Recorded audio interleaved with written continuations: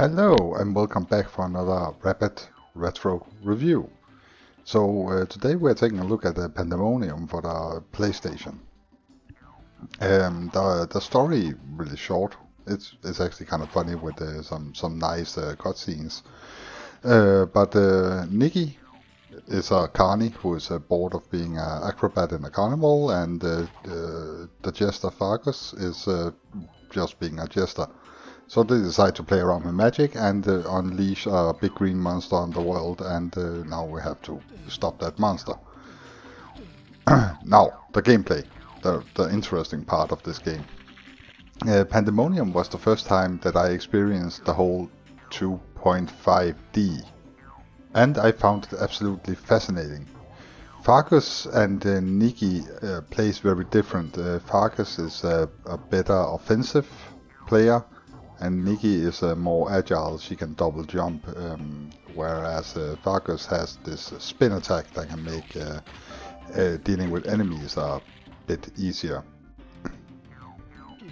The level design is quite challenging with a lot of hazards, and it's also here that the camera angle and the 2.5D kind of becomes a disadvantage for the game, because a lot of times you're going to be hit by enemies you had no chance of knowing would show up, because you're moving through the level fairly fast, and then all of a sudden, bang, there's an enemy, and it's you get 3 continues and then it's start over. Oh, well, remember the password and then play from there. The controls are also kind of janky, especially with Fargus. I really don't enjoy playing with him. The sound side and the graphical side of Pandemonium is quite well crafted. There's a lot of stuff going on the levels, and it's without frame drops. There's a lot of colors. The level design is interesting. The camera is an annoyance, because again it will hide enemies and you will get hit by them, and that's just not a good feeling.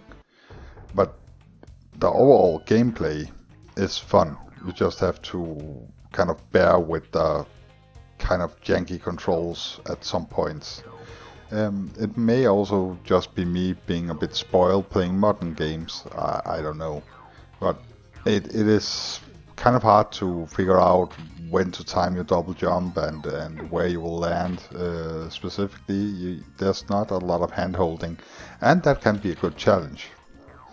The voice acting is good, and the sound effects on the levels are what you would expect from a game like Pandemonium. So all in all, it is one of the better titles, and definitely what I would consider being a classic. Now, that being said, it's not a absolutely brilliant game, so my conclusion is maybe a bit rough, but I'm going to land on a 7 out of 10. I remember it very fondly from my childhood, and I remember being impressed. But playing it now, there are a lot of platformers for the PlayStation that handles better. The whole concept is cool, but it's also kind of gimmicky, and not enough to elevate the game higher. So there's a lot of nostalgia value, but it's not a brilliant game per se. I hope you enjoyed this short review. If there's something you would like me to talk about in the future, please leave the title in the comments and I will have a look at it. And if you liked the video, slap the like button. If you disliked it, slap the dislike button. Everything helps, actually. So yeah, thank you for your time, and I will see you soon for another rapid retro review.